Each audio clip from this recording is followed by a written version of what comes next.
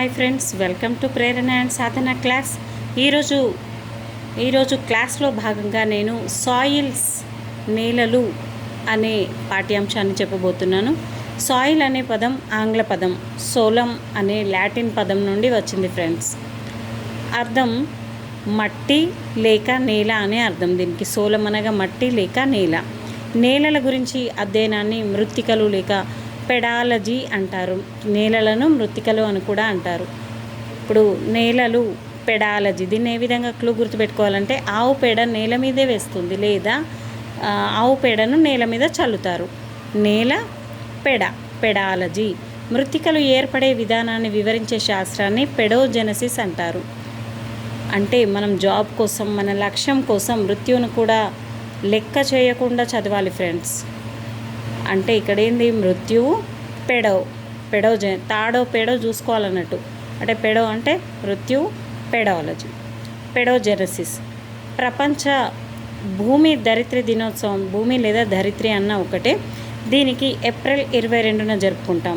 అదేవిధంగా ప్రపంచ మృత్తికల day December 5వ డేట్న. అదేవిధంగా ప్రపంచ చిత్తడి నేలల దినోత్సవం ఫిబ్రవరి 22. చిత్తడి నేలలను వెట్లాండ్స్ అంటారు ఫ్రెండ్స్. జాతీయ అటవీ నేలల పరిశోధనా కేంద్రం. అంటే దీనికి ఒక చిన్న క్లూ ఇస్తున్నాను. అటవీ గురించి పరిశోధనకు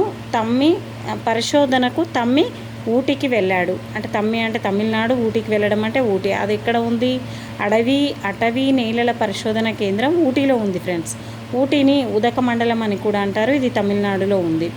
జాతీయ ఎడారి పరిశోధనా కేంద్రం జోధ్పూర్, రాజస్థాన్. రాజస్థాన్ అంటేనే ఎడారి కాబట్టి ఎడారి నేలల పరిశోధన కేంద్రం అక్కడే ఉంది.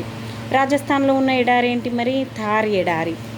నెక్స్ట్, జాతీయ నల్లరేగడి నేలల పరిశోధనా కేంద్రం బళ్ళారి. ఇది ఎక్కడుంది? బళ్ళారి అనే ప్రాంతం కర్ణాటకలో ఉంది. నల్లబల్ల కోసం కిరికిరి చేస్తున్నారు. జాతీయ మృత్తికల పరిశోధనా కేంద్రం న్యూఢిల్లీలో ఉంది. న్యూఢిల్లీలో గాలి కాలుష్యం వల్ల మృత్యువుకు కూడా దగ్గర అవుతున్నారు. అంటే మృత్తికలు New Delhi.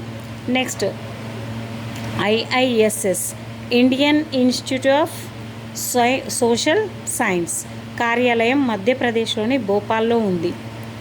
IISS soil survey of ఇండియాను 1956లో ఏర్పాటు చేశారు. ఈ కార్యాలయాన్ని 1956లో ఏర్పాటు చేయడం జరిగింది.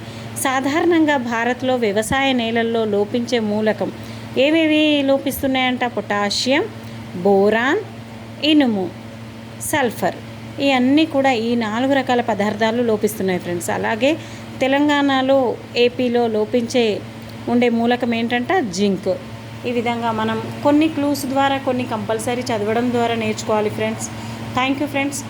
మీ అందరికీ కూడా డిఎస్సి కానీ ఏదైనా కాంపిటీషన్ ఎగ్జామ్లో జాబ్ రావాలని, జాబ్ వస్తుందని ఆశిస్తున్నాను. అదేవిధంగా నేను కూడా డిఎస్సికి ప్రిపేర్ అవుతున్నాను కాబట్టి నాకు కూడా బ్లెస్సింగ్స్ ఇస్తారనుకుంటున్నాను.